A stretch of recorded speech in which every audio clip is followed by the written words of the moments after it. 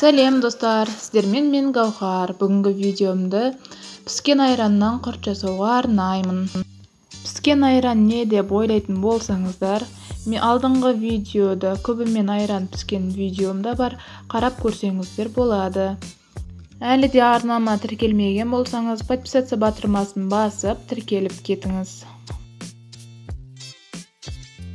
Енді құртымызды жасайтын болсақ, алдыңғы видеода айранды көбімен қалай піскеніміз туралы айтқан болатынмын.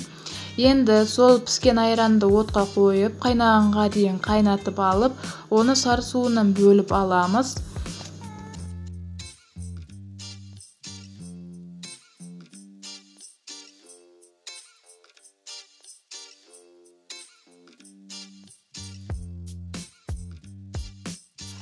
Су сарыққан құртымызды қалтасынан алып, ыдысымызға салып, үстінен дәміне қарай тұз салып, июі қанғанға дейін араластырамыз.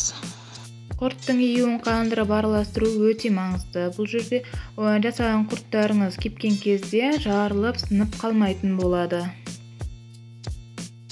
Июі қанған құртымызды қолымыздың көмегімен айналдырып отырып, домалақ етіп жасаймыз.